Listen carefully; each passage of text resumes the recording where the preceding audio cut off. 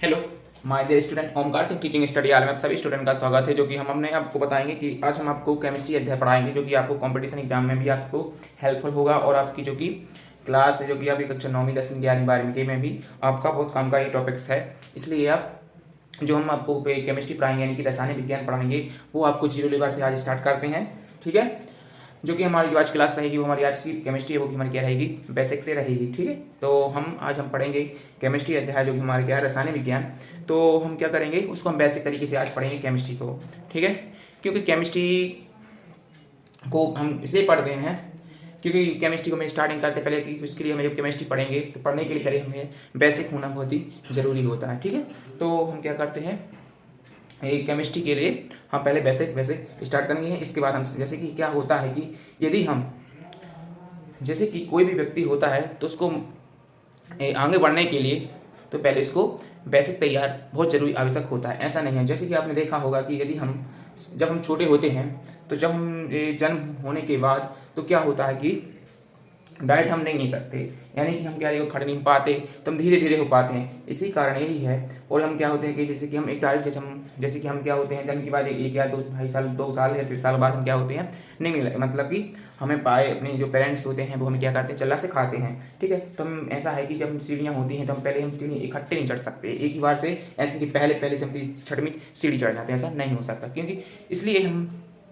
इसलिए बेसिक इसी तरह जो हमने आपको उदाहरण दिया है कि जो कि हम सीढ़ी चढ़ने के लिए 1 बाई सीढ़ी चढ़ना है, मैंने 1, इसके बाद दूसरी सीढ़ी, फिर इसके बाद तीसरी सीढ़ी, इसके बाद चौथी सीढ़ी। इसी की तरह हमें क्या करना है, मंजिल मिलती जाएगी तब हम पहुंच पाएंगे। ऐसा नहीं कि तुम आप डायरेक्ट 4 सीढ़ी चढ़, 4 से 12 मतलब कैसे भी आप चढ़ गए उदाहरण के लिए। तो इसी के लिए हमें कोई भी सब्जेक्ट हो तो उसका होना क्या, हम बेसिक मजबूती होना बहुत ज़रूरी है। ठीक है, तो आज हम पहले केमिस्ट्री पढ़ेंगे, बेसिक तरीके से पढ़ेंगे। तो इसके बाद हम क्या करते हैं, केमिस्ट्री अध्याय को आज हम क्या करते हैं, शुरू करते हैं बेसिक तरीके से। ठीक है, तो देखो जो कि हमारी हम लिखेंगे रसायन विज्ञान। ठीक है, रासायनिक विज्ञान। ठीक है, जिसे हम इंग्लिश में बोलते हैं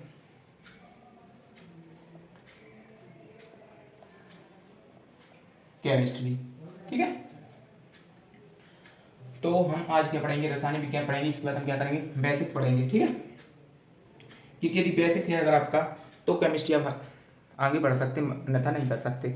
ठीक है, तो हम सबसे पहले केमिस्ट्री को हम शुरू स्टार्ट करते हैं। तो केमिस्ट्री में जो कि हमारा अध्याय बहुत इंपॉर्टेंट है, तो क्योंकि केमिस्ट्री होता है वो रासायनिक जो हम क्या करते हैं, दोनों को या दो से अधिक मतलब क्या करते हैं, को भी हम विलयन दो पदार्थ मिलाते हैं। ठीक है, तो मैंने बिलियन में जैसे कि हम क्या करते हैं, जैसे कि हमने एक बिलियन लिया। ठीक है, ये हमने क्या लिया, बिलियन लिया। हाँ,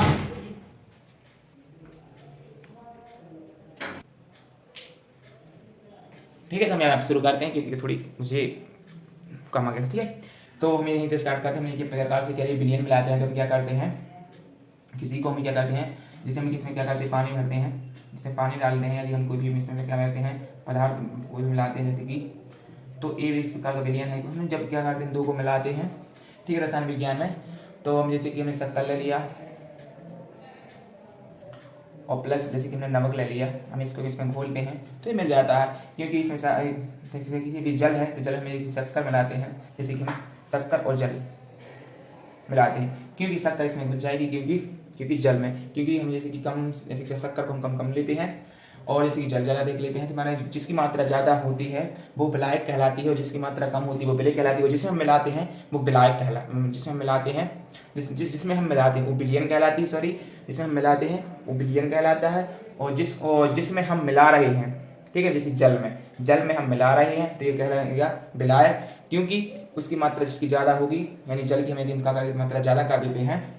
ठीक है, ये जल और हमारे जैसे कि शक्कर है, इसको क्या है कम मात्रा में होगी तो वो क्या कहलाएगा, विलय कहलाएगा। ठीक है, ये हमने आपको थोड़ी बेसिक तरीके बताई। तो हम सबसे पहले हम करते हैं केमिस्ट्री को स्टार्ट करते हैं। ठीक है, तो जो आपको ऐसी बेसिक तरीके से आपको बताई थी, अब हम क्या करते हैं, तो सबसे पहले देखो हम आते हैं पदार्थ पर। ठीक है, तो हम पहले हम करते हैं पदार्थ, जिसे हम बोलते हैं मैटर। ठीक है, तो हमें पहले करते हैं मैटर, METTER। ठीक है, मैटर पदार्थ। ठीक है, पदार्थ तो देखो जो पदार्थ होता है वो क्या होता है, वो मतलब पदार्थ हर बाबा।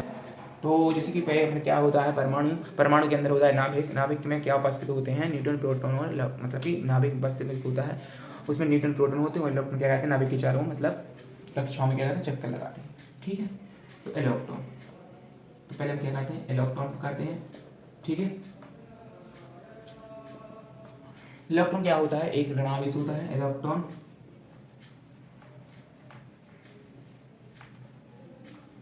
ऋणावेशित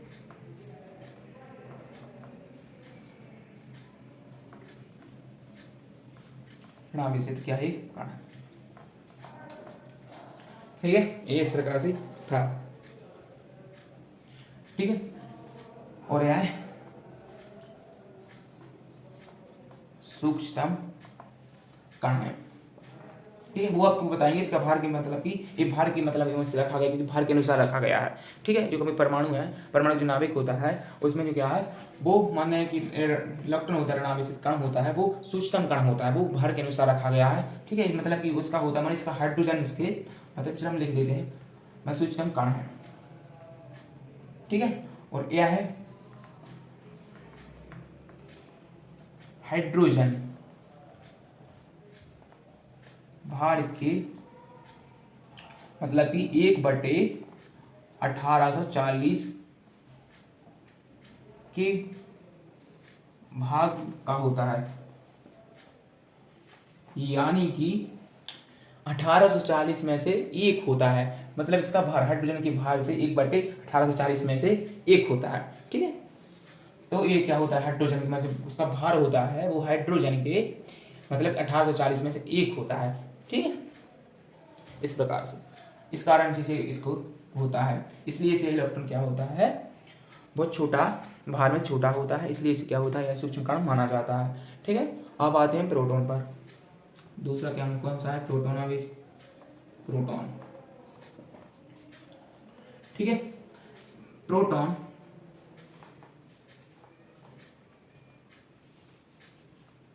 धनात्मक धनावेश लिखते हैं, धनावेशित कण है, जो क्या होता है, ये भी मतलब ये क्या होता है, प्रोटॉन मतलब इलेक्ट्रॉन के बराबर होता है, इलेक्ट्रॉन के बराबर होता है, बराबर होता है।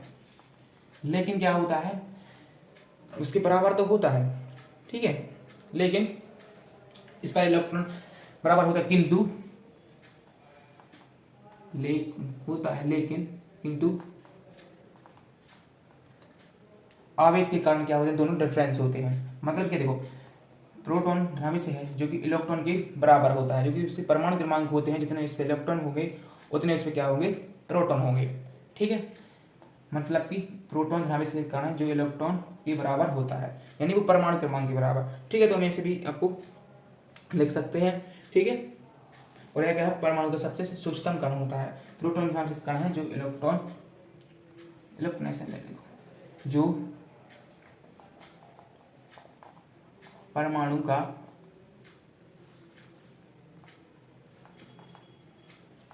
सूक्ष्मतम कण है। ठीक है, इस प्रकार से जो यह इलेक्ट्रॉन आवेश कण है जो सूक्ष्मतम परमाणु, सॉरी तो परमाणु भूल गए थे,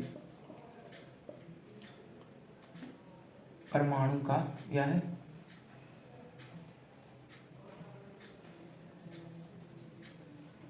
परमाणु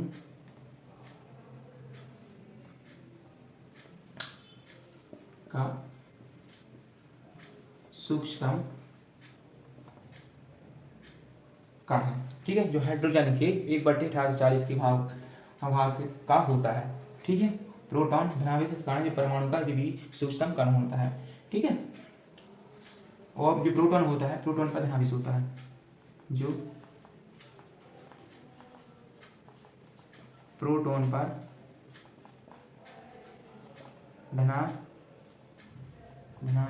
धनावेश होता है। ठीक है, इस प्रकार से। अब आते हैं हम किस पे, न्यूटन।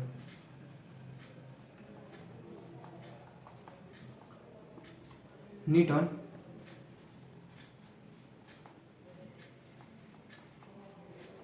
परमाणु का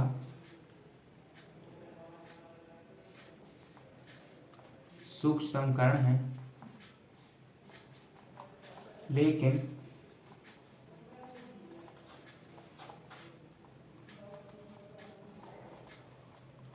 ठीक है, लेकिन इलेक्ट्रॉन तथा प्रोटॉन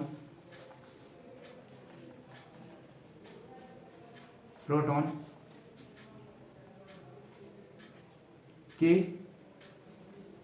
भार से अधिक होता है,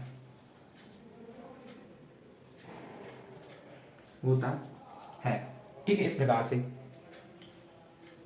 हाँ ठीक है, आ रहा है इसमें लिखने में, ठीक है। जो कि क्या होता है, जो कि इनमें परमाणु में होता है जो इलेक्ट्रॉन, जो कि तो यह मतलब कि जैसे कि न्यूटन परमाणु का सूक्ष्मतम कण है जो कि इलेक्ट्रॉन और प्रोटॉन के भार से अधिक होता है। मतलब यह है कि जो कि न्यूटन होता है, न्यूटन पर जो कि क्या होता है, देखो थोड़ी और लिख देते हैं, जो न्यूटन क्या होता है, यहाँ लिख देते हैं, न्यूटन पर कोई आवेश नहीं होता है, कोई आवेश नहीं होता है, ठीक है। वो क्या होता है, नहीं होता है, और वह है उदासीन होता है, ठीक है। आ रहा देखिए इसमें,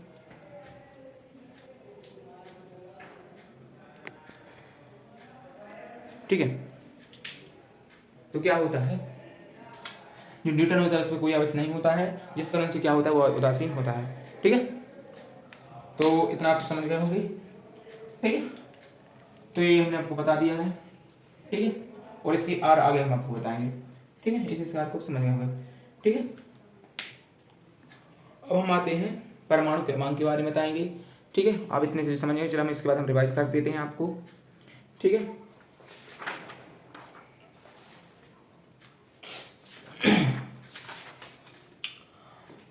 तो देखो अब हम इस आपको एक बार रिवाइज कर देते हैं। देखिए परमाणु, देखिए हम बात पहले पदार्थ क्या होता है। पदार्थ छोटे छोटे कणों से मिलकर बने होते हैं, जो क्यों ये आपको बता दिया है। पदार्थ जिसका कुछ द्रव्यमान हो, आयतन हो, और वो जो कुछ अपना स्थान घेर रही है, वह क्या कहलाता है, पदार्थ कहलाता है, ठीक है। और जैसे और इसके और आगे आपको बता देते हैं, पदार्थ पढ़ा हमने, पदार्थ, ठीक है। पदार्थ क्या छोटे छोटे कणों से मिलकर, जिसकी खोज किसने की थी, नामक वैज्ञानिक, कणाद नामक विज्ञान महर्षि नामक वैज्ञानिक ने की थी। और जो कि पदार्थ होते, पदार्थ, अब इसके बाद हम आते हैं अणु। अणु क्या होते हैं, अणु परमाणु से मिलकर बने होते हैं, ठीक है। और जो क्या होते हैं, वो क्या होते हैं, जो अणु होते हैं, अणु के अंदर जो परमाणु होते हैं वो रासायनिक बंध के कारण, आकर्षण के कारण एक दूसरे से क्या होते हैं, आकर्षित कारण चिपके रहते हैं, बंधे रहते हैं, ठीक है।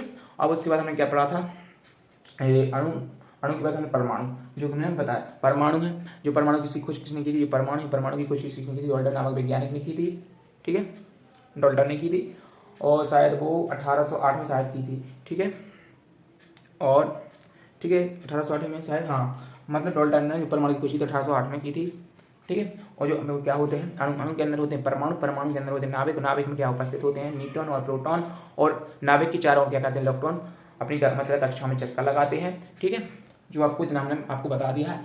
और ये इलेक्ट्रॉन है, इलेक्ट्रॉन पे कौन सा आवेश होता है, ऋणावेश होता है, ठीक है।